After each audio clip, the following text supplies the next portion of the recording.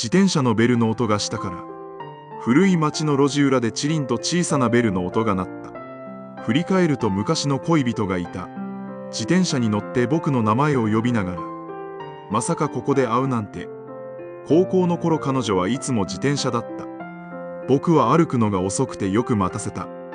ずっと探してたわけじゃないの。ただなんとなくこの道を通ってみたの。僕も同じだった。懐かしい商店街だが歩いてみたかっただけだった。二人で公園に行って缶コーヒーを買った。このままた散歩でもしようか。